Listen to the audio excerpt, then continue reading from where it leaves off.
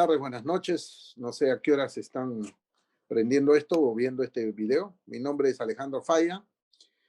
Yo soy socio senior del estudio Bullard Falla Escurra Más. Eh, Soy profesor de Derecho de la Competencia hace algunos años de distintas universidades, de la Universidad Católica, de la Universidad del Pacífico y la Universidad de Piura. Soy además director de la Maestría de Propiedad Intelectual y Competencia de la Universidad Católica. Entonces, si hablamos de antecedentes de esta ley, hay que ir bastante más atrás. Hay que ir al decreto legislativo 701. Hay que irse hasta el año 91, donde empezamos como un régimen de competencia en el país. Este régimen, que fue establecido por primera vez en esta norma, el decreto legislativo 701, del año 91, estuvo focalizado, que fue de la mano de la creación de Indecopi, estuvo focalizado en conductas anticompetitivas. Se recogían prohibiciones a determinadas conductas empresariales, cárteles, abuso de posición de dominio, pero no contenía ningún tipo de régimen de control de estructuras, de comportamientos, de operaciones que pudieran afectar las estructuras empresariales, perdón, las estructuras de los mercados. No había, por lo tanto, un control de fusiones y concentración. Esta fue una decisión que se tomó en ese momento y hemos básicamente vivido durante 25 años sin un control de concentraciones, sin un control de fusiones.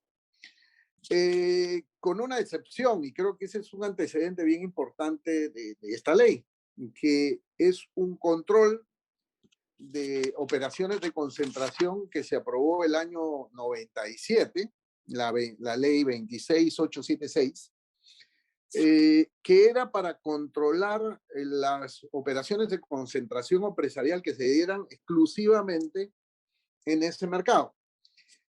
Las operaciones entre generadores, entre un generador y un distribuidor, entre un transmisor y un distribuidor, las operaciones de concentración, estaban desde el año 97 sometidos a un control como el que hoy día vamos a tener y se va a aplicar de manera general. La motivación para aprobarlo para ese sector específico y no para el resto de la economía, porque fue una de las grandes preguntas, ¿y por qué se aprobó un control de concentraciones solamente para operaciones en esta industria? Fue básicamente una decisión de índole política que buscaba atender a la preocupación de que habían más inversiones chilenas en esta industria. Y este mecanismo, de alguna manera, lo que pretendía era parar ese tipo de crecimiento de las inversiones chilenas en el Perú. Y es así que se llega a establecer este mecanismo de control de concentraciones para estas operaciones. Ojo que era un mecanismo para controlar las operaciones solo al interior de este mercado, de esta industria eléctrica. No cubría ni siquiera a las operaciones que se dieran en el mercado de proveedores, aguas arriba de la industria eléctrica, o aguas abajo, con relación a los clientes, a los consumidores de la energía. Solamente era para operaciones que ocurrieran dentro del mercado, dentro de la industria eléctrica. Los umbrales en este régimen estaban no como los tenemos ahora, en función a valor de activos o ingresos de las empresas, sino estaban puestos en términos de participación de las empresas en el mercado. Eran unos umbrales distintos a los que tenemos. Y, digamos, era posible armar umbrales en base a participación de mercados porque había mucha información de estas industrias, porque se trata de industrias sujetas en gran parte a regulación, a supervisión. Este régimen, que ha estado vigente hasta la aprobación o la entrada de vigencia de la nueva ley, ya tenemos bastantes años de aplicación, durante este régimen se han revisado 22 operaciones, ninguna de las cuales ha sido prohibida, pero sí hay 3 muy importantes que han sido condicionadas, han sido aprobadas, sujetas a condición, sobre todo en operaciones, en las características de estas operaciones que han sido sometidas a algún tipo de condicionamiento, son operaciones que generaban preocupaciones por la integración de carácter vertical a que daban lugar. Eran operaciones que vinculaban de pronto a un generador y a un distribuidor, agentes que operaban en distintos eslabones de la cadena en la industria eléctrica. La duración promedio, y esto creo que es importante para el régimen que se viene, tomarlo en cuenta, la duración promedio de revisión por parte de Indecopi ha sido 4 meses. Y en algunos casos han sido resueltos en 1 mes y algunos en 8 meses, pero el promedio ha sido estos 4 meses, que es un plazo bastante razonable y si uno considera los estándares internacionales.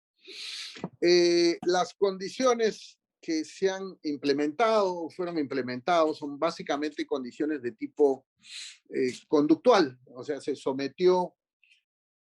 impuso como condición para aprobar a las empresas que las empresas debían hacer licitaciones, por ejemplo, para contratar a sus suministradores de energía en ambos casos, ¿no? En ningún caso se estableció alguna condición de tipo estructural, ejemplo, una orden de desinversión.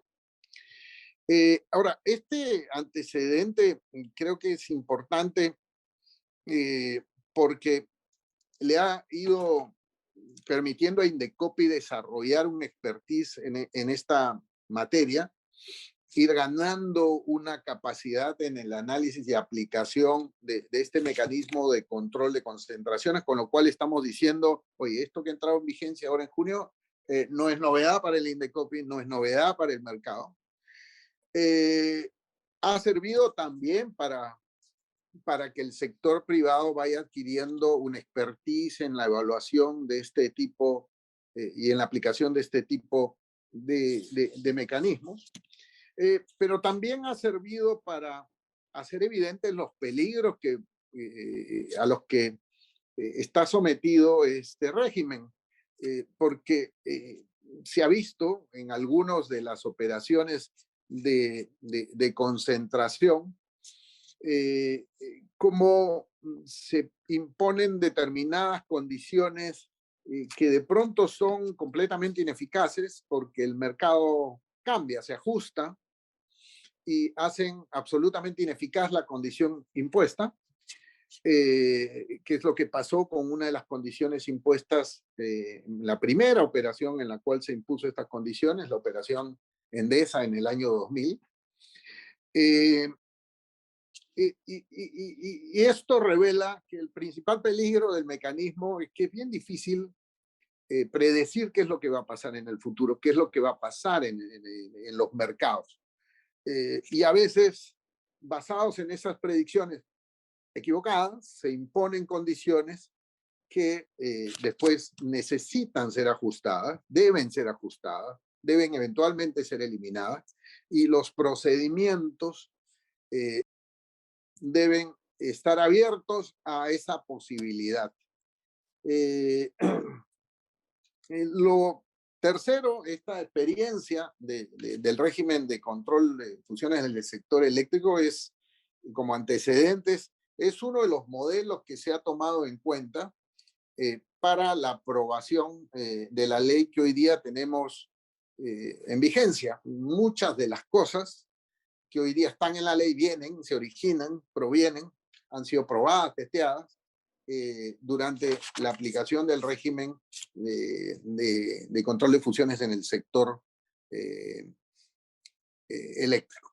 Ahora, este yo creería es el antecedente más importante. Ya en cuanto a antecedentes más recientes de la ley, efectivamente tenemos varios. En el Perú hemos tenido durante más de 20 años una discusión muy, yo creería, muy fructífera de si debiéramos o no debiéramos tener un control de concentración. Y en esas discusiones, o estas discusiones han sido alimentadas porque hemos tenido varias iniciativas legislativas, muchas, la mayoría no vieron la luz, pero sí fueron materia de debates incluso a nivel del Congreso durante esos más de 20 años. Ya tenemos varios antecedentes normativos de este proyecto finalmente aprobado. El antecedente, digamos, más inmediato del proyecto que terminó siendo ley es uno que fue aprobado, fue discutido y aprobado eh, al interior del Congreso antes que el Congreso fuera disuelto en septiembre del 2019. Fue aprobado, de hecho fue llevado al Pleno, fue aprobado en el Pleno este proyecto, pero por una norma que incluyeron entre gallos y medianoche en la discusión en el Pleno, este proyecto aprobado debía volver a comisiones para revisar ese añadido final que tenía que ver con la aplicación de la ley del procedimiento administrativo general. Un tema no vinculado directamente al régimen del control de fusiones, pero que fue añadido de último momento en la discusión en el Pleno. Ese proyecto habría terminado siendo ley si es que no se hubiera cerrado, que es lo que ocurrió, el Congreso en septiembre del 2019. Luego lo que sucede es que el gobierno de Vizcarra, durante la presidencia de Vizcarra, se aprueba un decreto de urgencia que lo que hace es recoge, yo diría el 95% o más, 98% de lo que fue ya aprobado por el Congreso, esta aprobación frustrada por el Congreso, y lo convierte en un DU. Eran básicamente una repetición de las principales reglas ya aprobadas por este Congreso, las que fueron incluidas en el DU. Y este DU tenía una parte final que establecía que el régimen iba a entrar en vigencia sí o sí en marzo del 2020. Y así, digamos, íbamos a llegar al régimen del control de concentraciones, pero en el camino apareció una congresista, Zenaida Solís, que generó un proyecto alternativo que nuevamente cogía casi el 95% o 98% del contenido en el DU y le hacía sus ajustes. Este proyecto que establecía, que presentó la congresista Zenaida, era un proyecto completo del régimen de control de fusiones, al cual le añadió de su cosecha propia varios temas. Primero introdujo el régimen de umbrales, que en el DU y en el proyecto frustrado, aprobado por el Congreso, estaba pensado solamente en ingresos de las empresas. En el proyecto de Zenaida se incluye ya no solamente ingresos, sino se incluye la variable valor de los activos, primer cambio. El segundo cambio, muy discutible, es el de la facultad de Indecopi de aprobar, de efectuar revisiones de oficio a operaciones que estén por debajo de los umbrales. En tercer cambio importante era que se buscaba cambiar el rol que tenía Indecopi en relación a las operaciones que se dieran en el sector bancario o de seguros, supervisados por la SBS. Y el cuarto cambio importante que se introduce es el adelanto. Se buscaba supuestamente adelantar la vigencia de la norma para que ya no fuera en marzo, sino se pretendía que fueran 6 meses anteriores a la vigencia, que fuera antes de marzo, con el argumento de que esta vigencia retardada de la norma permitía el cierre de operaciones a la carrera por algunas empresas. Bueno, se generó un cuco, un fantasma absolutamente infundado. Bueno, muchas de estas propuestas no eran propiciadas por Indecopi, no eran avaladas por Indecopi, no hubo mucha discusión alrededor de estos temas, pero bueno, terminaron algunas de ellas incorporándose en lo que hoy día es la ley que ha entrado en vigencia ahora en junio. Todos estos son de alguna manera los antecedentes del régimen que hoy día tenemos ya vigente.